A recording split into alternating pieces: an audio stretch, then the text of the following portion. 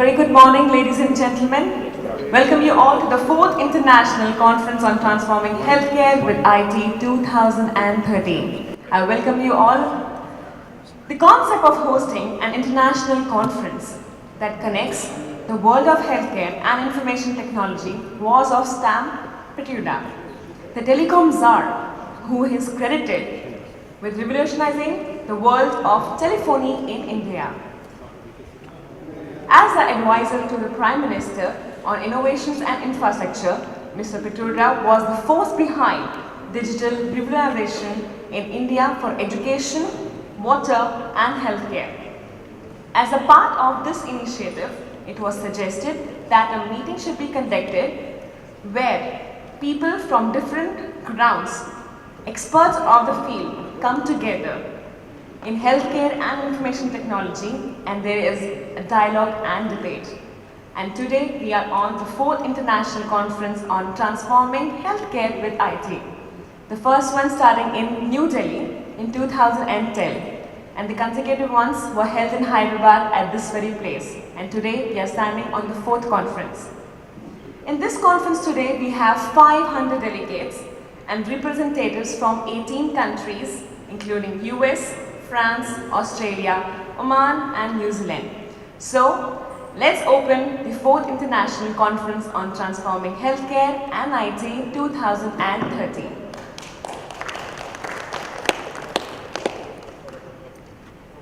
Well, our first session is unique in itself. One chairperson is right here with us, but the other one is directly connected to us from the US. Now may I please introduce the chairpersons for our first session, and I request all the other members, the speakers, to please join us on the stage. The chairpersons for the first session, we have Pamela Yoder, a physician, psychologist, a serial digital health entrepreneur from Yoder Network, USA. Dr. Pam has spent decades as a participant, gynae and prenatal specialist, wellness and kinesiology expert, academic clinical teacher and health media opinion leader. Dr. Yoder is now focusing intentionally on practicing first-hand in the epic transformation of Asia as the preferred destination of world-class, cost-effective, high-value clinical procedures, services and products.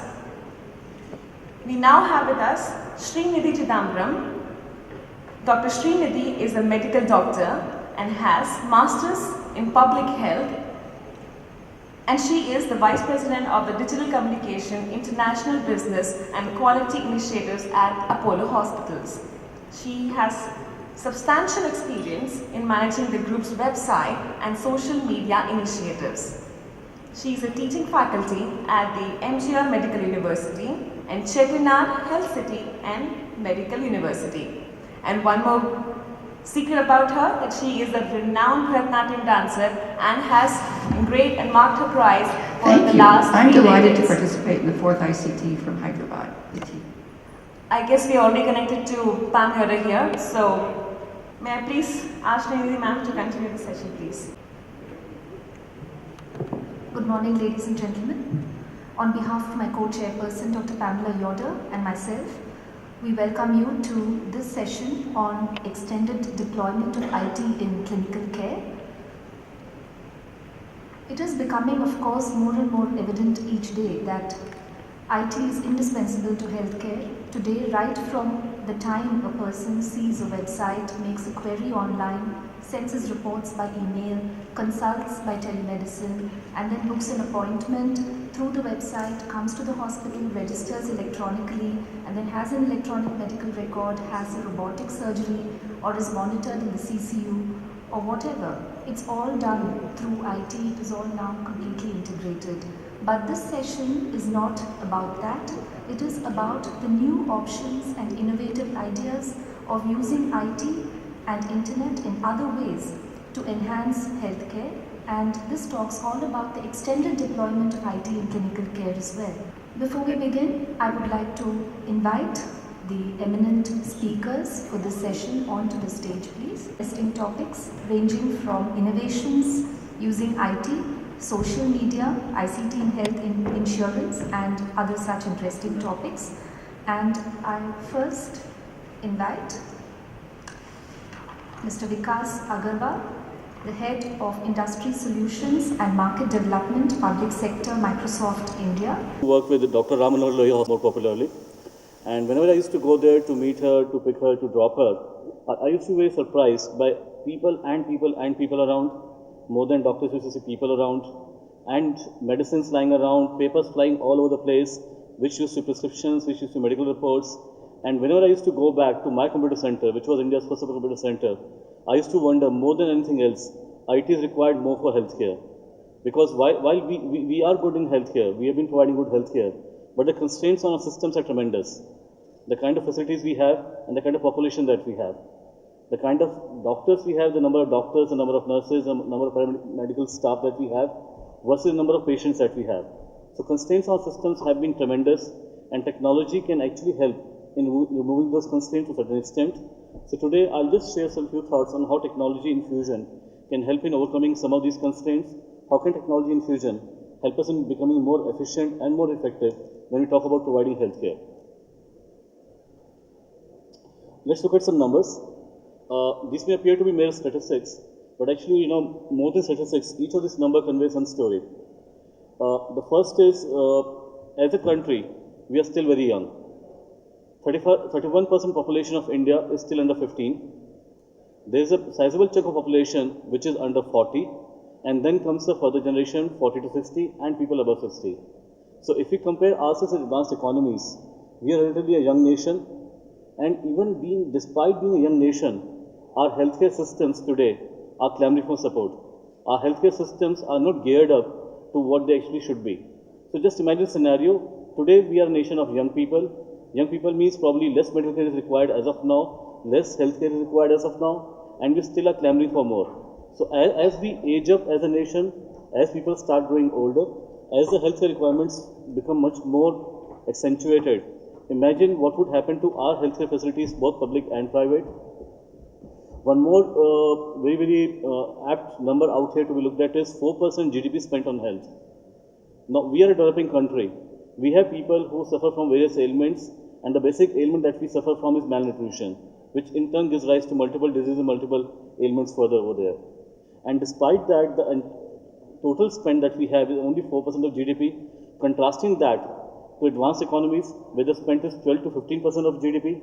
Contrast that with another emerging country, another developing economy, Vietnam, where the spend is 7%. Going further into some numbers, which again become very, very relevant. Out of the total budget on health, the government spend is only 4%.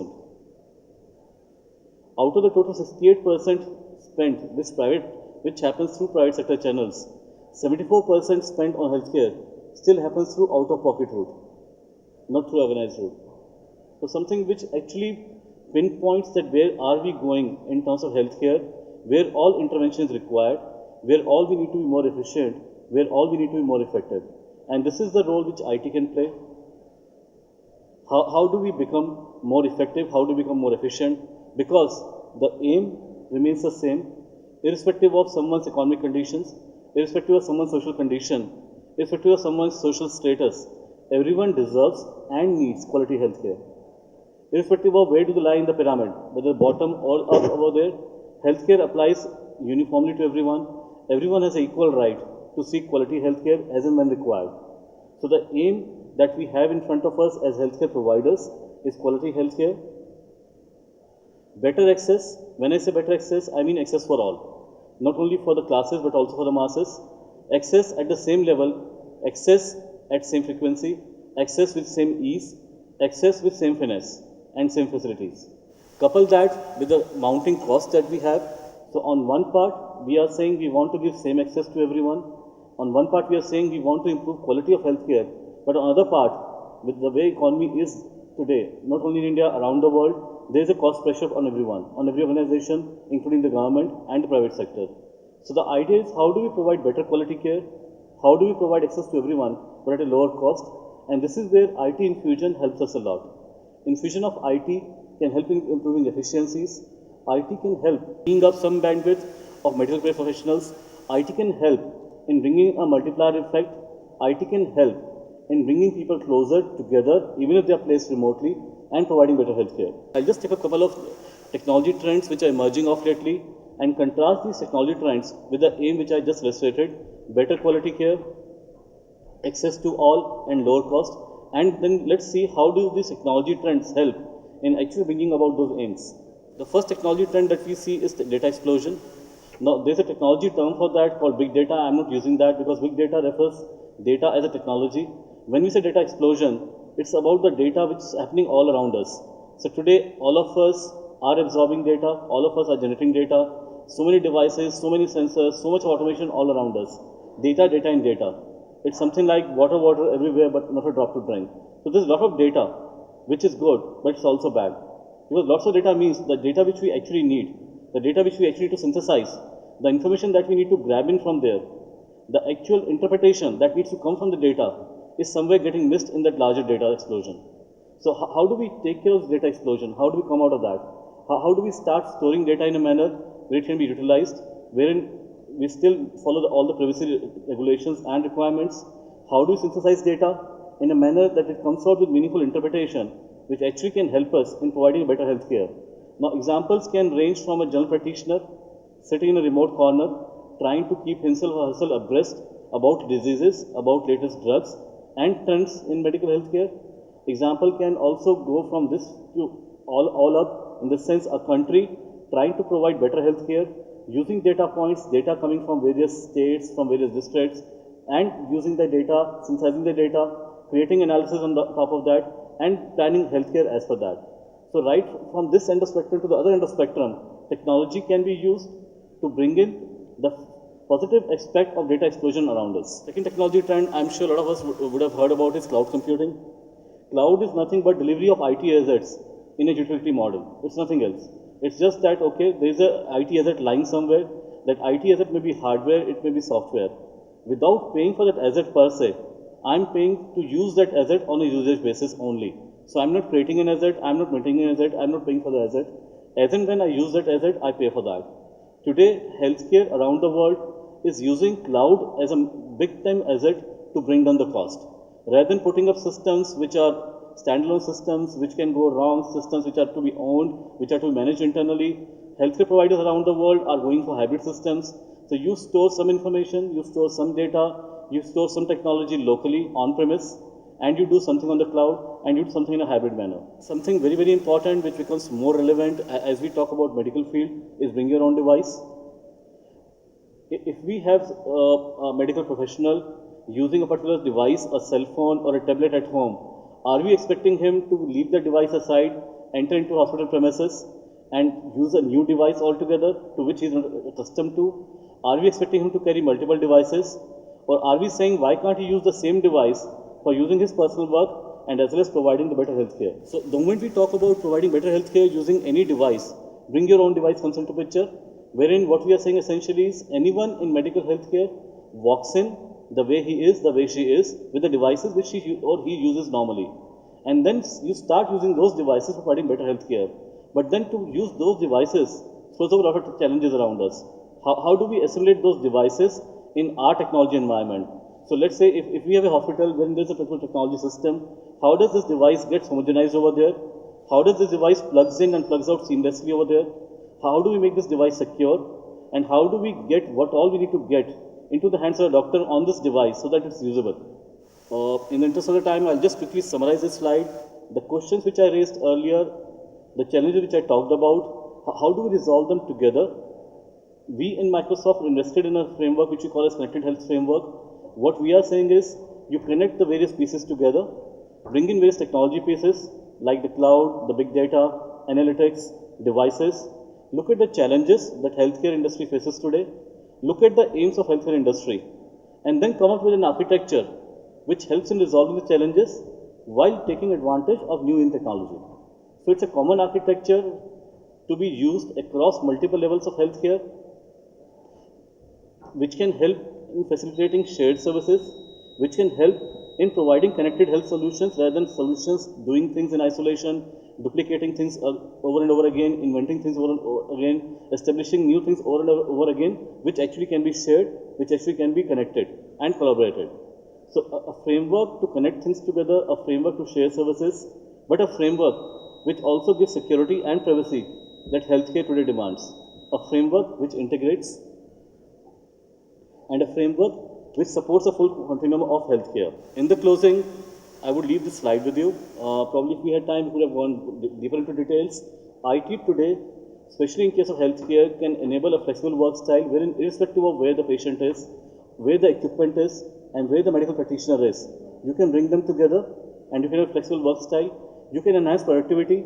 You can avoid overuse of services or underuse of services. Analytics give you the power of understanding what has happened, what is going to happen, and innovation, of course, brings in all the benefits together. Thank you so much. In healthcare innovations. Dr. V.K. Singh is the chairman of the healthcare division in the Quality Council of India. He served as the deputy medical officer of the United Nations. He is also the founder director of the International Institute of Health Management Research, New Delhi. He has conceived and executed the telemedicine project linking hospitals of Jammu and Kashmir with Delhi. He has also been the lead assessor of ISO. And he's going to talk to us today about the deployment of ICT in healthcare innovations, which is the core theme of this session. And before I hand this over to Dr. Singh, I would just like to request the speakers to kindly restrict to the time frame because we have a lot of things on our agenda to talk about. Do that. And so to all, please let me also tell you that Mr. V.K. Singh is also a mountaineer and has made 23 parachute jumps. Okay. Thank you very much. I think today I'll not do parachute jump, but I'll do something different. I don't have to use any slide as organizers wanted that way, and I'm also very comfortable without slides anyway. Okay? Yeah, thank you. Of late, my obsession has been on a lean healthcare and also innovation, health innovation. And that's what I do as a research adjunct professor in Ivy School in Canada and do something in India. Healthcare delivery is really a nightmare and challenge for every country, developed or developing. Look at it, 16% GDP in the USA, and they are having a problem. They bring Obamacare for reducing the cost and again use IT, electronic health record or whatever you wish to. We in India is a different story altogether, where community is competing for very limited resources with GDP of 1%, planning to have 1.5% in days to come. Now, what is the story then, how you really come to a country which is competing with 1.5%? There are only two things: qualitative care, cut down the cost. Lean theory of quality, which I always preach, is the one which can cut down the 90% of the waste in the process management. And the second one, use innovation. What is innovation? It has become a buzzword. It is just creeping into the health sector now. In manufacturing, it was already existing as such. It is the process of translating an idea to a good or product which create a value for which customer is ready to pay, and it is applicable. It can cut down the cost, and it can bring something called now also in India a frugal innovation, which is the term coined all over. Frugal is whatever you have a problem, you have really short of everything, and now you want to push it so that you can achieve as good as in the developed countries. What developed economies are looking at it? I had a friend who told me they have already done something. I'm also compiling some book on that. They are not looking at us. I was in Karolinska, and he says we are not looking at you for the volume which you are handling. If you do that, probably our doctors will be without the job, half of them. We are really looking at how to cut down the cost, improve the quality. So innovation is which gives you world-class quality. It is not a low technology and low-cost solutions.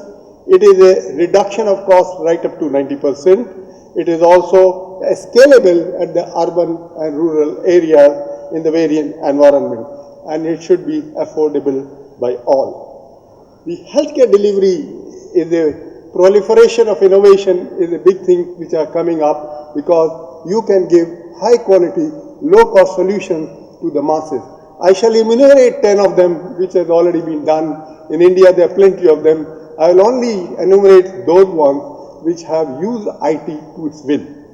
When we call it a IT, there are three things: input, process, output. We doctors, most of us don't know that this was done by Dr. Donovan, who are the masters in public health. He is the one who first brought the quality definition in the world. But we have forgotten. Manufacturers have adopted it, and they are teaching us how all this takes place. When we have the process, one is we do the normal process. Second, we use the technology help like IT to improve the processes. And third one is development of the product, development of the IT solutions itself. We are not bothered about the IT solutions. Government of India has brought a National Health Innovation Council as an offshoot of a National Innovation Council, which is Dr. Sam Petroda is the chairperson, and in that they have a budget for incubating various newer idea of innovation. IIT Chennai looks after the product development, which we are not concerned. We are only trying to see what product we can really use it for our advantage. That's what is most important to us, that how the best things we can do it in this particular thing. I'm looking at it from two angles. What people say bottom of the pyramid, like C.R.K. Prahlad has said, we are looking at a Kano model, which is patient's delight, all that is feasible, possible, and many such stories have done good in India, and they are being followed up by the Western world. There's so much curiosity in the Western world today that how India can look after all this, and we let us learn from these frugal innovations that how we can achieve in future from them. We are talking about ICT. ICT is the one, it starts from the hospital design itself. It is a lean, innovative design which I am very much obsessed. We've created such first hospital, which is an Iris hospital in Kolkata, which has used lean hospital design. First build up the functional flow of the various items, then build up the functions, and then build up the design and fit in other things altogether. They've used it to such an extent of risk management and inventory management, nursing flow, billing, etc. at the level which is acceptable to culturally to us. If there is a hospital in Gurgaon, I'll not name it, it has taken the best what the Western world has, but culturally not acceptable. So the bed occupancy is only 14%. Could it slightly become better? You have to move around. You cannot be before the time. And IT should not become heavy on you, but you must utilize IT to our own advantage. Now, if we really see what all things have been used, data capturing is the one thing we don't have any data, or whatever is there, is it credible data? For mHealth, the crisis management, RFID for patient identification, etc., all can be used at the hilt. Let me enumerate something what has been used. One is Suncray. I'm not really professing any particular company. It is Suncray is the one which has brought a product where you can get the ECG at the laptop and you can get it on pen drive, and each ECG costs 15 rupees. Ultrasound, China brought something, India also in Suncray done it, can do also on laptop, maybe is around 100 rupees. There's something called Swasth Plate has been developed by Public Health Foundation of India by Dr. Pranav, who even got the first Best Achievers Award on the TV. You might have seen him. That means the plate is the one with the patient and you are at the distance, good for rural health. You can capture blood pressure, pulse, ECG, also his blood sugar, etc., etc. These are the IT innovations which will take us to the villages in the same quality, and the cost I have already mentioned to you. Iris hospital has gone for medical error, also risk management, that what are you will get bleep, beep, beep and bleep when the patient blood pressure has gone down. There is created an operational room 24/7 where people looking at it and they can see which patient has not got the medicine and which patient has got the medicine and what are the risks which is involved. Narayan Hridayalaya, as Dr. Devi Shetty very recently has created that all nursing chart must be disposed of. It should be on plate, and ultimately something goes wrong, if BP falls, etc., you will get beep and bleep, etc. There is cost cutting in Iris Hospital by using innovative IT methodology where electricity bill, just by regulating air conditioning from 12 o'clock to 6 o'clock automatically, because comfort zone temperature is around 20 to 21 degree in the day, in the night it is 24 degree, we pull up the blanket in 5-star hotel in the night. So instead, temperature change to 24 degree, 12 o'clock to 6 o'clock when your metabolism is so low, is saving of 1 lakh rupee electricity bill per month. So when you use these designs and innovative methods, 15% operational cost can be cut down. There is also prediction of the patient load by simulation model where Arvind Eye Hospital can say how much patients are going to come today, etc. Baby marmers have been created. Oral brings a good quality German technology lens at the low cost. Asha worker uses M-Health in e-Mamta on your telephone, which really gives you something which is very, very innovative. Supply chain management, Tamil Nadu is an example. You also have discharge system, etc., which has been streamlined to the extent that the more turnover of the bed and more patients are there. The empty number of examples, I have not given you examples of Chiranjeevi, Sanjeevi, LifeSpring Hospital, all that where the process management has been done, but IT not being used to that extent, Jaipur Foot, etc. What ultimately we come to? We have to see the newer ways, we have to now get into clinical pathways. Standardization of medical treatment, very difficult task in the Indian context. We should start that soon. Evidence-based medicine, which is one already in Western world, once you prescribe, somebody checks the prescription on IT and then only authorizes you. Something which you will think we are really doing so much. We learn from Dr. Google, and ultimately I hope these innovative procedures take us to the masses, to rural area, to implement, to give the best and also at the least cost. Thank you very much for your hearing. Thank you, Dr. Singh. You had an array of healthcare innovations and the deployment of ICT in them all laid out before us. We now move on to the multifaceted, multi-talented Dr. Pam Yoder, gynecologist, perinatologist, wellness specialist, kinesiology expert, and health media opinion leader, and the co-chairperson for this session. And she will be addressing us now about social media and health. And sometimes when we do things high, there's extraneous noise. I'm in a performing arts center, and there are some performers still here, so I apologize for any background noise. But I also wanted to introduce you to a new platform, which is from personifyme.com, which is a video conferencing platform.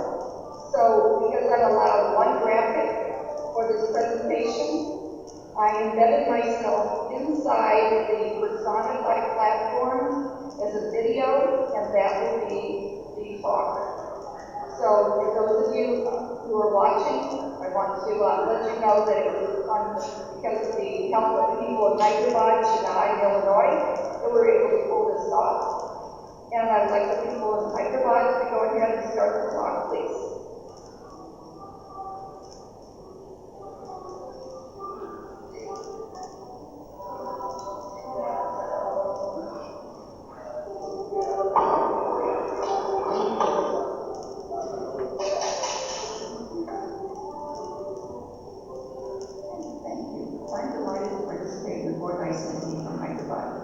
I talk and my trees will be on ICT 4. Medicine is social. It's about people and for people. Media is social. Again, it's about things affecting people in their lives. So it's natural that I would want to use a platform like social media to receive and share information It affects themselves, their family and friends, and people around the world. Not only can they receive news they want, but also they have a voice, in many cases for the first time. I've been trained as a behavioral psychologist and a practice as a physician, but I seized the opportunity to share health information back in '99 and what indeed launched its online portal. So I speak to you as someone who's developed health media platforms and seen me evolve over the past decade. I'll use that experience to tell you about social media today and follow the traditional disbursement approach of covering who, what, where, when, how. The why should be obvious. If not, see the infographics I posted on rebelmouse.com/drcan. So who's using social media? Everyone is. Numbers continue to rise with new user groups coming on daily, especially internationally. Demographics are shifting. We moved on past the kids to the parents and grandparents. We moved to pharma, payers, hospitals, claims providers. If you represent a country or company that provides health information, health products, content, you're probably already using social media for information dissemination. But now you can also use social media to find and grow your consumer base. In addition to identifying those who are your followers, you can search by entering hashtags and key terms in which you and consumers are interested. So what's being done on social media? Simply put, information is being shared with and by users, and massive amounts of data are being collected. At this conference, you'll no doubt hear about the use of social media for disease and surveillance, as well as public health alerts, emergency advice, product recalls. Also, people are sharing information that's formerly private. The percentage varies across cultures. Many users are posting their wearable tech and self-tracking and family health information on social media. Over 50% of Indian respondents recently said that they were sharing everything online. Tips and reminders and inspirational images are shared in order to improve diet and fitness and promote making healthy behaviors. Events like this are covered. Products are promoted and pushed, and consumers sometimes push back. The list is endless. Anyone can say anything, anytime about any topic, and everyone seems to think he or she is an expert on health. So where do people get their social media? Over 1 billion are on Facebook, and well over half log in every day. Others like the more busy Twitter stream, the men who love images and layout of interests. Professionals get news and perspective on LinkedIn. The landscape is changing, not only comments and photos, but also videos are now being shared in increasing numbers. There are new social media aggregator sites that can pull and post from other sites and push content back out to them.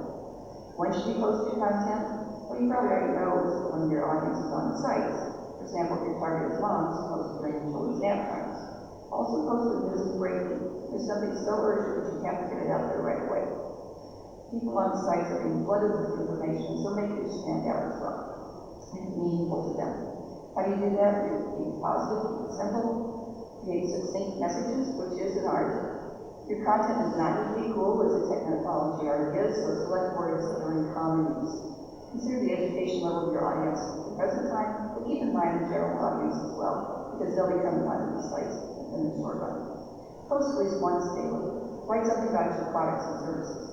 Share news about events or health solutions and others. Create a PSA about health, wellness, fitness, nutrition, or now streaming. Above all, track and keep metrics and check for feedback every day. Answer consumer messages immediately.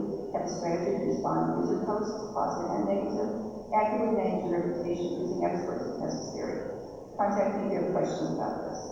And finally, take time to select and add very good keywords with hashtags so users can find your posts and links to your website organization. These two must be simple and meaningful. There are going to be increasingly powerful search tools to locate top views and popular posts. So through viral sharing, you will get more attention if you are using hashtags. In summary, over 1 billion people are already on social media seeking information about preventive health and disease management and sharing their comments. They're typically on more than one site, and the platforms are global and mobile now, and so there's an audience of millions around the world, around the clock. So if you use social media well, you can collect data, find consumers seeking health solutions, and share information with an ever-growing audience. I'm honored to have been asked by a college to participate in this conference. I'd like to give special thanks to some visionaries who help make things happen in real life.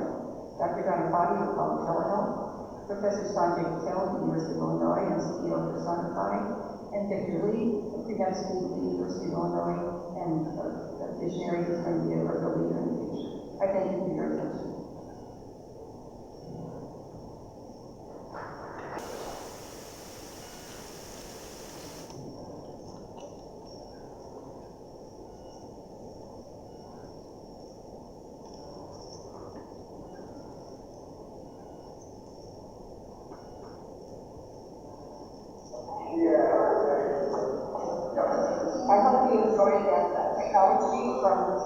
present to you on analytics. Thanks again for your attention. Thank you. And social media analytics for actually two reasons. One is, in this August gathering of experts and stalwarts, I think I should speak on a topic about which I know at least a little about. And second, I think the very word social media analytics is interesting because it has this delightful air of incongruity about it. It is a bit like going into an Amazonian jungle, fully dressed in formal attire. In fact, social media itself is a bit like a jungle, according to me. It is completely unrestricted to a large extent. People say what they want. It is unfettered. Everything is in abandon, and it is a bit crazy. And it is a world in which people talk always at their spontaneous, uninhibited, and unfettered real-time best.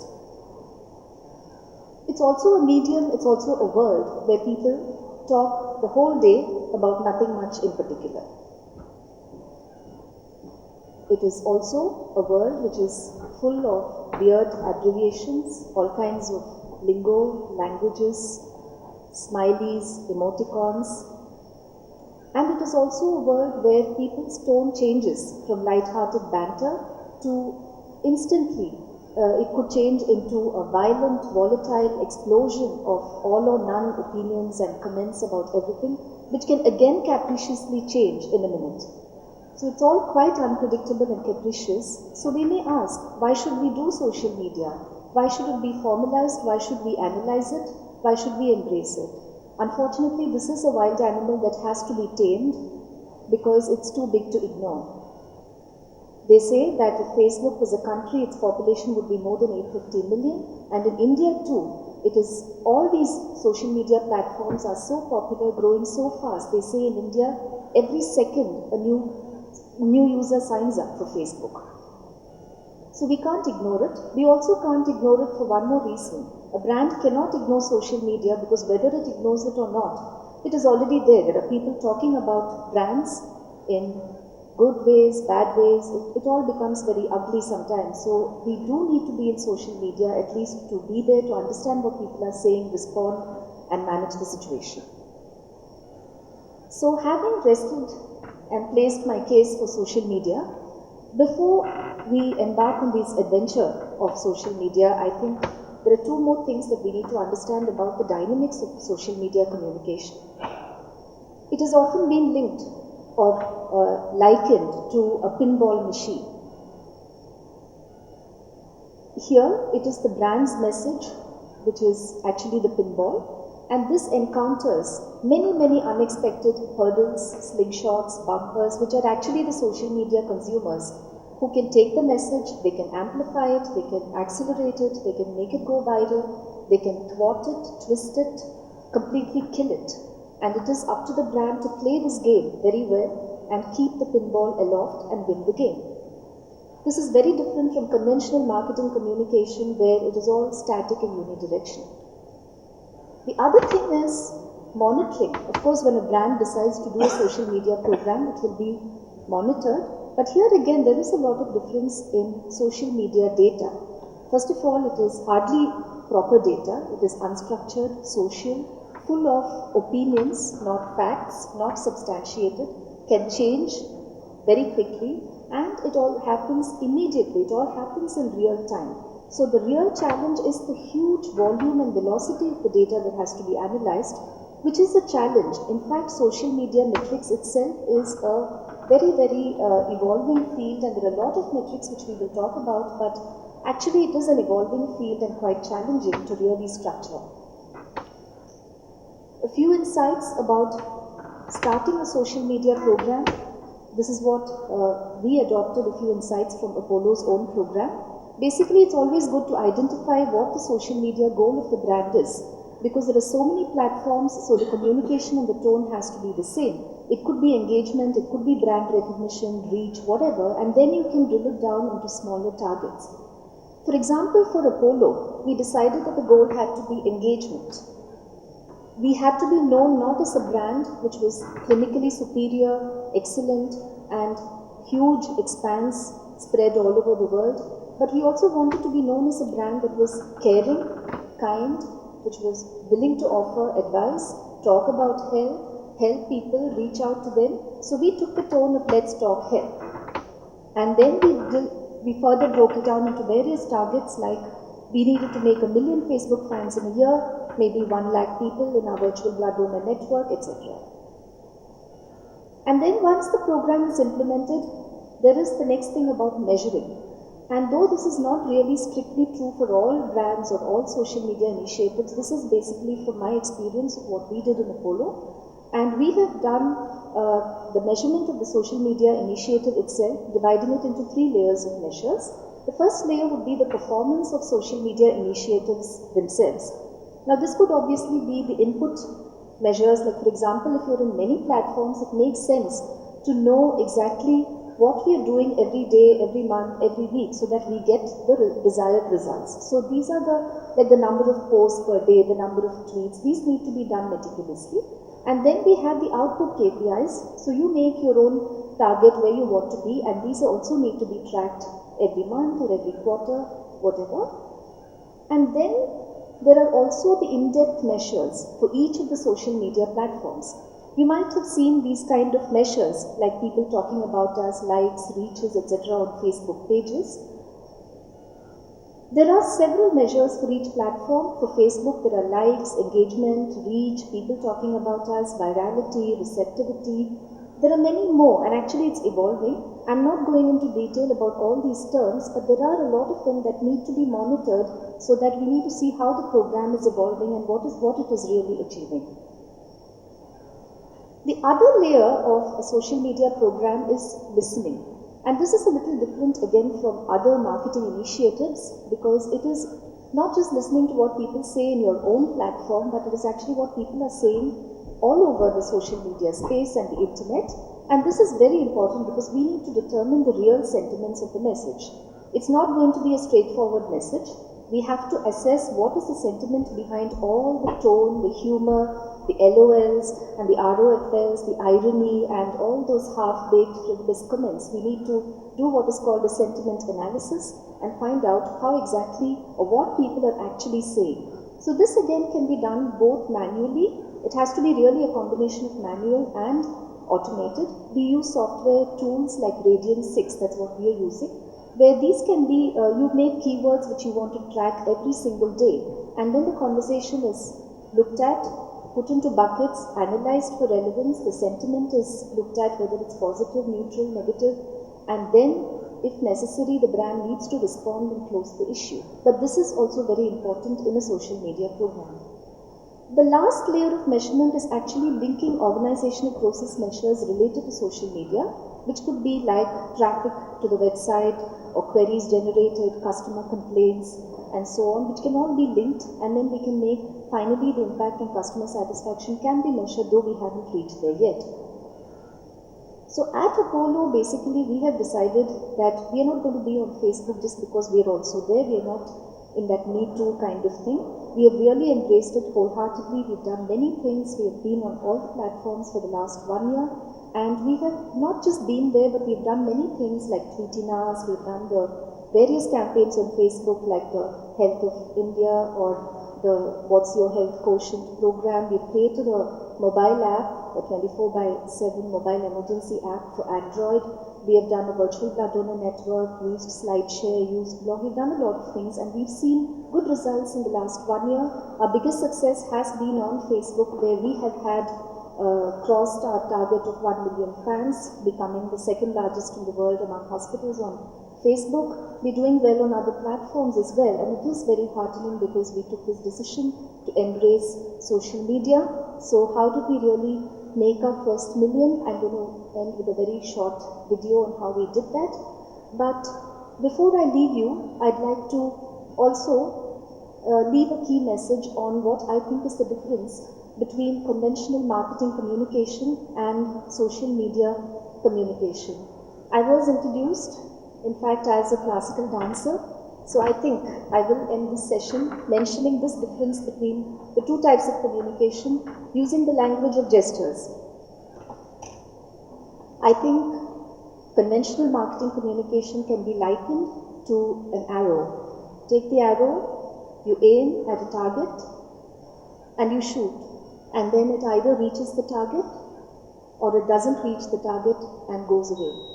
But social media marketing is different. It is like a honeybee, which flits from your brand. It goes to the millions of flowers on the internet space, the consumers, amplifies, disseminates, goes viral, cross-pollinates, and then finally brings it all back to your brand, making it bloom like a flower.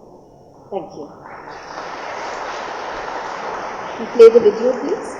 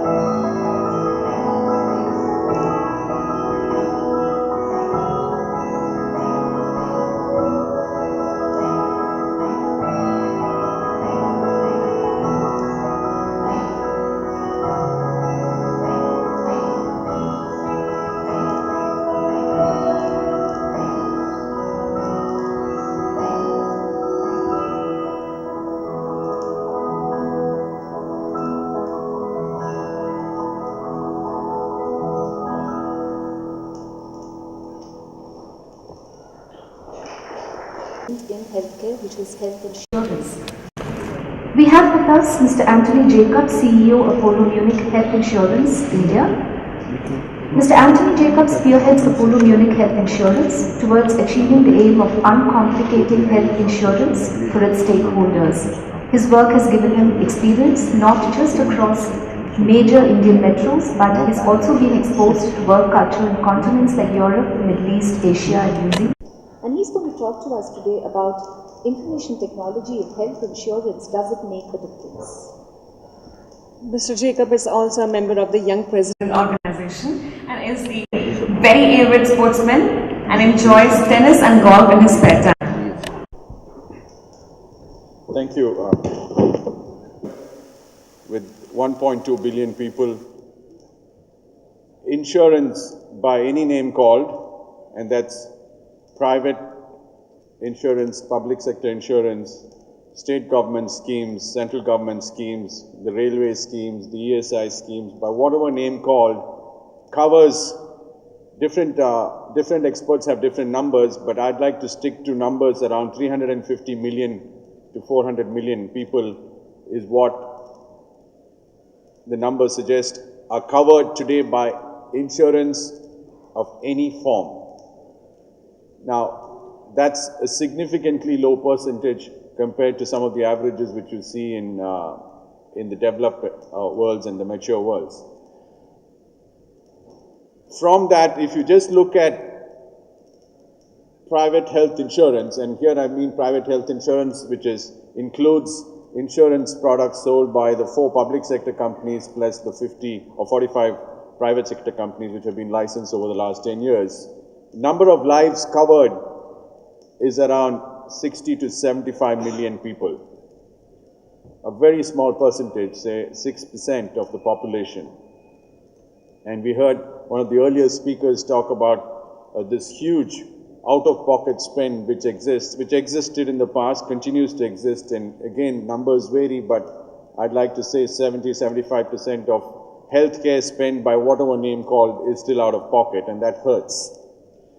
So, relating that to the topic, ICT in health insurance, does it make a difference? I think the simple answer for me is yes, most definitely. So what I'm going to do in the next 9 odd minutes is to use some of our own examples. Apollo Munich, we've about 5 years old now, to sort of share with you how we have leveraged ICT and how we believe we are making a difference.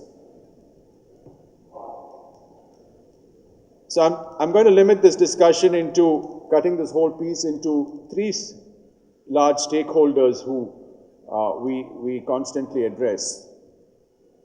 There are several more, but for this presentation, I'd limit myself to the 3. One, the customers who buy health insurance products. 2, employees who work with companies like us and create the product and the service. And 4, the actual provider of the service, and this is largely the healthcare delivery players such as hospitals, clinics, and diagnostic centers. Now, what are their expectations and how do we use ICT in all of this? From a customer's angle, what we interpret it as is how do I prevent illness? And how do I ensure I'm protected financially from healthcare costs, particularly at a time and in times to come, an increasing healthcare costs, be it medical inflation or otherwise. From an employee's point of view, employees of health insurance companies, how do I analyze data? And there's so much of it lying all over the place, and make sound business decisions to the benefit of the customer and help increase that penetration from this 6% upwards to at least double digits in the near future and thereon closer to 100. Partners, and by this I meant service providers. How do I process? Expectation is how do I get my payments for the service faster? How do I get it at the earliest? It wasn't very long ago, it was probably about 18 months ago when there were several headlines in almost all the important dailies and the news channels in terms of the friction between providers and certain number of health insurance companies, and this was it in terms of the way they got their payment, the speed at which they got, and the amount which they got. So there are clearly very stated and unstated expectations from these important stakeholders, and I think it is important to understand that each of them play a very, very important role, and what have we done about it? We've tried to assess what was required, and we've tried to improve. Now, an example of something which we have done, which seems to have been very well accepted, particularly in groups, and started off with MNC companies, and now more and more Indian companies are buying this, in terms of having dedicated health and wellness portals. And this is how do we, as health insurance players, leverage ICT and help in terms of preventive. Every employer would love to see more number of seats in that office filled with less absenteeism, more number of people working harder with less infection on the floor, thereby increasing productivity. So we have actually done something quite different, which seems to be well accepted and being borrowed by some of our competitors is have health and wellness tools dedicated to targeted groups as a start. And just to give you an example of what this contains your health profile, you have passwords, it contains all your reports, it contains specific wellness plans based on your reports. It's got a huge knowledge center, huge data bank in terms of what is happening in terms of different age groups in different parts of the world, in different lifestyle conditions. It has very useful links. It's got your own goals if you want to create them. It's got diet plans, it caters to the cafeteria, it's got exercise plans, it's got constant coach. There's a huge amount of data which is available, and this is all of which is available in the healthcare ecosystem in India. So what we did was sort of borrow and buy these with the help of a shareholder company, and then put it together and sort of package it for groups after detailed discussions with the HR and the admin people in terms of what their population looked like and what their population would be interested in it. And we found that these companies come back to us repeatedly and want us to continue their core health insurance program, because these are some of the benefits which they are seeing, which is helping them reduce absenteeism. And this is not just a hypothetical statement. We have demonstrated over the last 3 years that things like this could actually move the needle in the right direction from a management point of view in terms of productivity. And this is particularly applicable in large forces like the IT and the BPO industry, which is where we have been able to make a significant impact. So having had this success, we are now moving this into the retail space. We have millions of customers who buy policies not through groups but through individually. And this is something which is going to be made available to all of them later this year. And something which we are excited about, would not have happened without leveraging the ICT. Just like many other tools and apps which is available today on Android or on other phones, on other applications, we too have gone down that route. We've built an Android application, and we'll be coming out with other applications for the Apple products and the other products.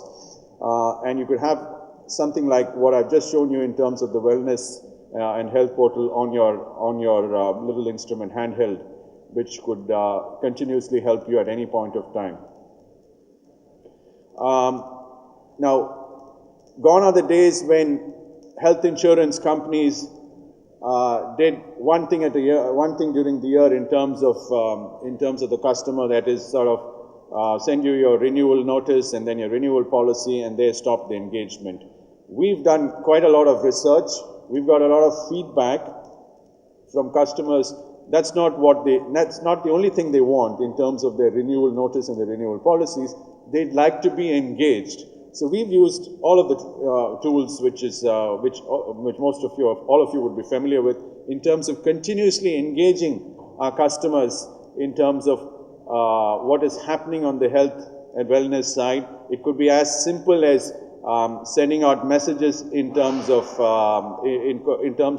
a health checkup, which is, we think, according to our data system, is due for the client.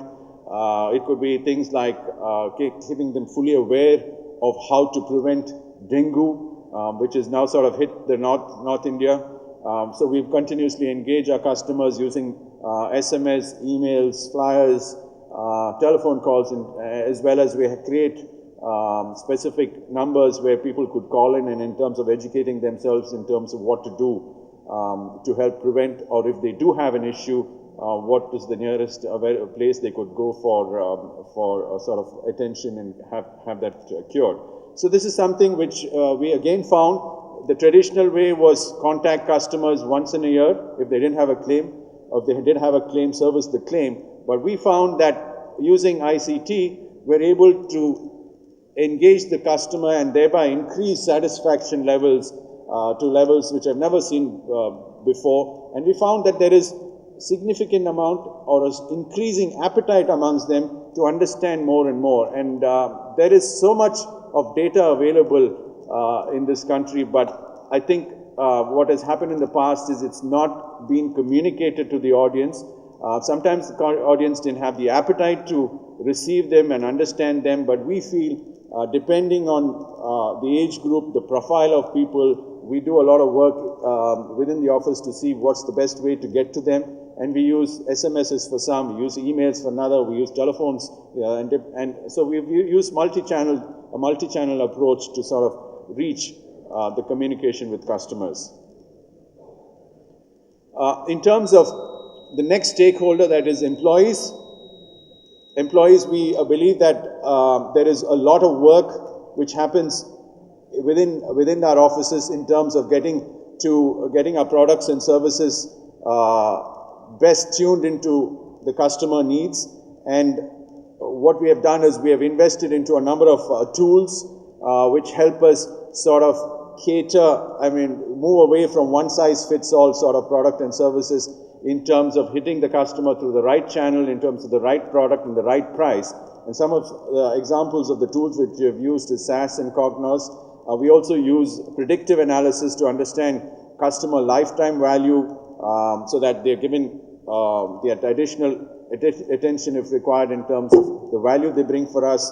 We look at how we can increase the penetration of insurance through predicting how customers likely to lapse. Another example is creating, sort of helping us detect claims fraud even before they occur. So a number of tools which are now available, which we use sort of to make our lives much more easier and our sort of focus much more targeted in terms of improving our own top line and our bottom line. The third element, and this is the third set of stakeholders, is the providers, and I think it's very important for us to recognize that they play a very, very important and crucial role in this entire delivery system. So some of the things which we have done is to sort of have a technology interface with our third-party administrators to start off with. We were the first company to actually start direct payments into hospitals and sort of cut out the extra routing via the third party, and this was enabled because of technology where we've had an interface with most of our third-party administrators where we process the claims, the funds transfer into the hospitals electronically at our end because of the information which flows from our third-party administrators into us. And we found that this helps us significantly in terms of improving our satisfaction levels with the providers, and thereby helping us to get a better pricing deal with providers and helping that better pricing deal to be factored into our product pricing such that the customers who we target as potential customers see value in terms of the price they pay for our products and services. So this sort of concludes or takes my full 10 minutes from me, and I thought this was the best way for me to sort of share what we in Apollo Munich have been doing in terms of leveraging ICT in terms of helping increase penetration of health insurance in the country. Thank you.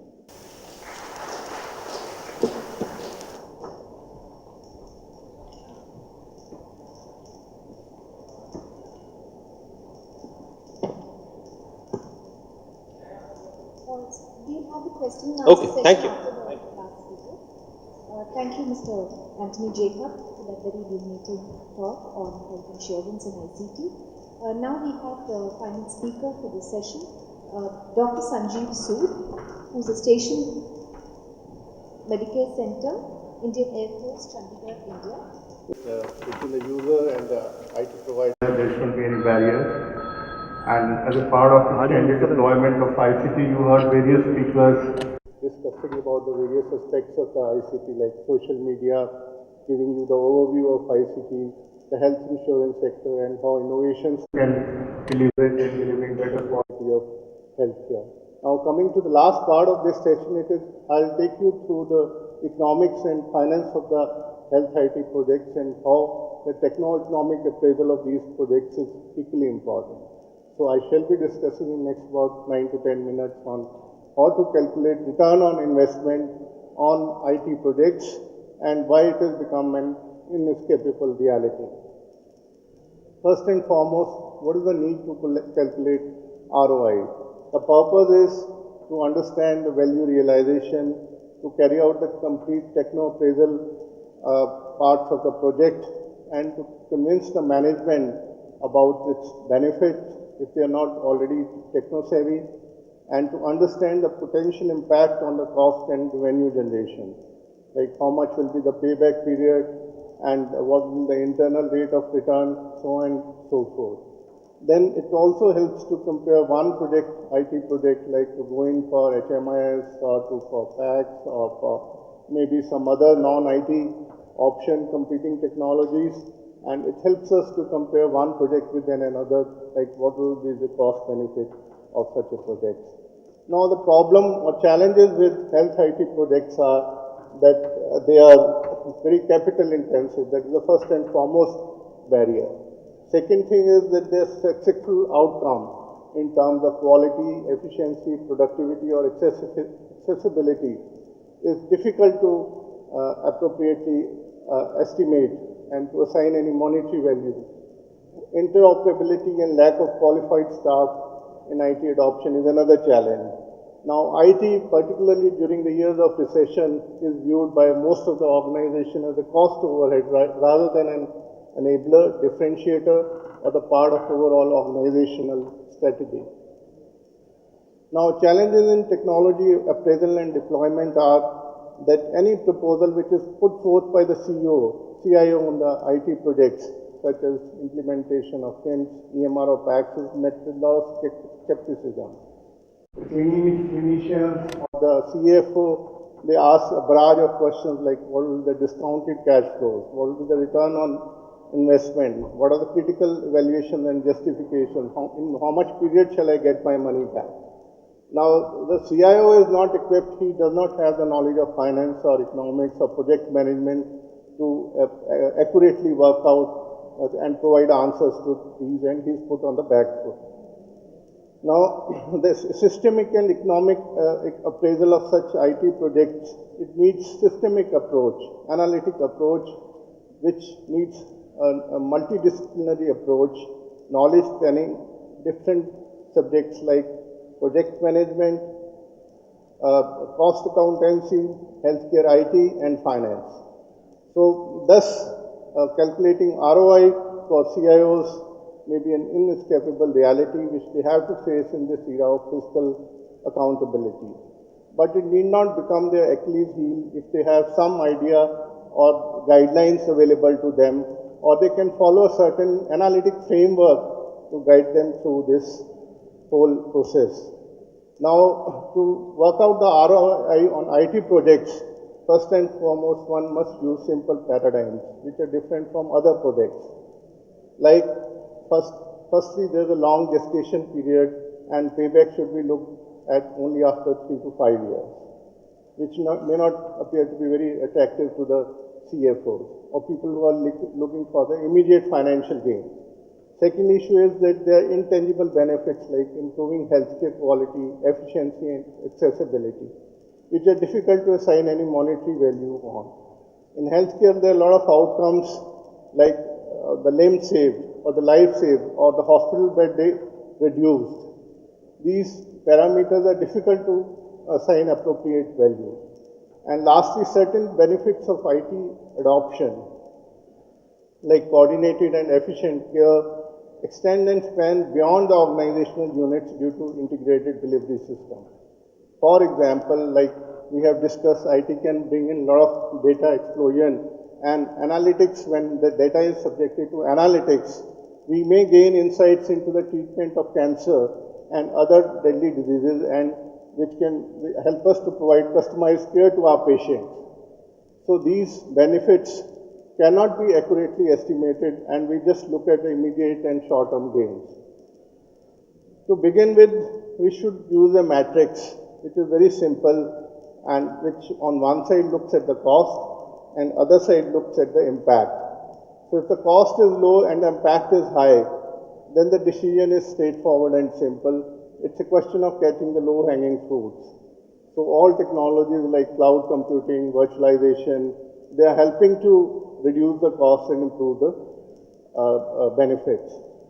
But in large majority of the cases, like in the box 1, 5, and 9, where the cost increases, the outcome also increases, or if the cost is decreasing, the outcome is worsening, or the outcome is equivocal, then we need to subject those decisions to greater scrutiny, for which more economic valuation techniques are available, which I am going to tell you about.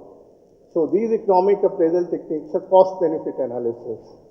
So what we do in cost-benefit analysis, we assign rupee value to the all cost, hidden cost, direct cost, indirect cost, induced cost, opportunity cost, and so on and so forth. And also to the all benefits that will come to us. And this technique can be applied to the actions or objectives that are not mutually exclusive. And say there are two competing technologies, we can compare those, that may be apple on another technology, may be an orange. Like you have option to either adopt HMIS or to have a parking garage in the hospital. You can apply this technique and see what is the outcome. So the answer is simple, where the cost is less, benefit ratio is less than 1, you can go in for that project. And today the IT architects such as cloud computing, virtualization, mobile technologies, and software SOA do exactly that, giving maximum value for money. Second important technique where we cannot assign monetary value to the outcomes is called cost effectiveness. But the objective here is same, to reach the single purpose.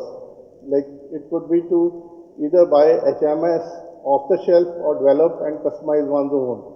But the objective is to install HMIS in the hospital to improve efficiency and to provide a backbone for the flow of healthcare information. So for many health IT applications, it may not be feasible to measure the benefits or outcomes in financial terms. Like I explained you, loss of life or limb cannot be precisely assessed. Benefits of the shortened average length of stay may not be possible to assess, considering that there are more number of patients waiting in India with the fewer hospital beds available. So if any IT technology can bring in a solution where the average length of stay is reduced, we will be able to treat more number of patients with the same number of beds. So in this case, one might estimate the cost associated with extended life for additional year or cost of hospitalization day.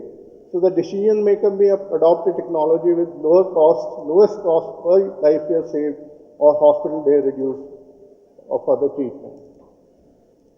Last economic appraisal technique that is available to the healthcare economist is cost utility analysis.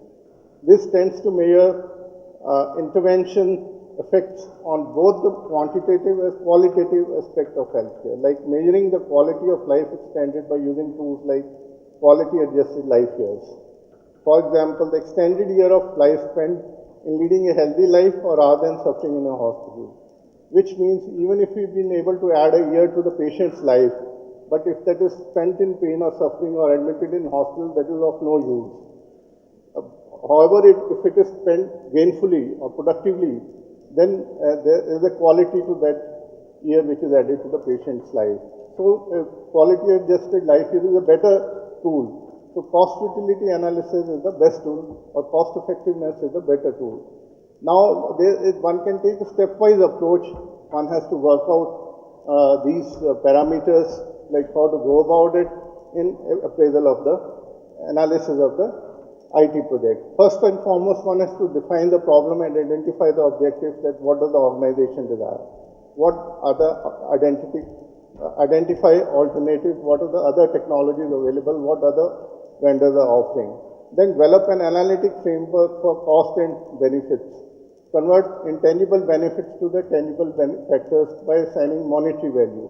One has to look at all the costs and benefits, as I told you, and we have to measure them in the same units. Then analyze cost. One must look at the total cost, life cycle cost, direct as well as indirect cost. And direct cost could be of the data center. Total cost could be the maintenance of the website portal or upgradation of the software. So one has to look at the comprehensive picture. Then fifth is to analyze benefit, direct, indirect, short-term, long-term. And sixth step in economic analysis is differentiate perspective of analysis.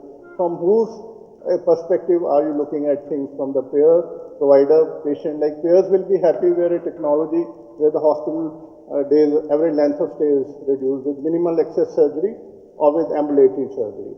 Now, perform discounting and amortization. Net present value is very important because the value of the money today, it's better to have a rupee today than tomorrow with the purchasing power of rupee declining every day. Then 8, deal with uncertainty. Now you have to see that how many of the end users are going to adopt your IT product. So you have to do a kind of sensitivity analysis. Then you have to look at the ethical issues and discuss resource results in terms of validity, reevaluate, discuss, and you have to continuously monitor your investments. Has it been able to achieve the stated objectives? And out of this analytic framework, then return of investment can be calculated by seeing the present value of expected benefits and present value of expected cost and multiplying it by 100. Now, what are the risk factors involved? Risk factors in the whole process is that there could be lack of resources. Developers or testers may not be available, or there may be lack of skill, dissatisfaction amongst the clients. The clients or end user may be dissatisfied because the product delivery is not exactly the same if you've not taken them along with you from the conception stage, or the productivity may be slightly reduced, unsatisfactory executive commitment, or vendor delays, somewhere the vendor is not able to meet its targets. So this presentation is based on my article published in eHealth, calculating ROI on IT projects and in its capable reality. Now to sum up, ROI of less than 100% is generally said should not be undertaken unless there are compelling reasons to do so and strong executive sponsorship for the project. Accurate IT evaluation may not be easy to ascertain or ensure failure on part of IT projects may have several causes. See, sometimes it's nothing to do with the IT, nothing to do with the cost. It's the people. The problem may lie in the people who are not very keen to adopt that technology. So one has to do the change management along with that. Accurate technology appraisal and its value realization is complex, data intensive and challenging process that demands diverse skills and times by the CIO. But given this framework and armed with above knowledge, the CIO is better equipped to put up a strong business case and convincing argument for IT investments to his promoters and management. Supported by a mature and visionary leadership, like so many hospitals, we have a success story of veterans and in Apollo Max, the Gangaram Hospital. So supported by a mature and visionary leadership, he can have a smooth sailing in achieving an IT empowered organization and as a benefit, and also empowered patients as a bonus. So I'll like to thank you for your patient hearing.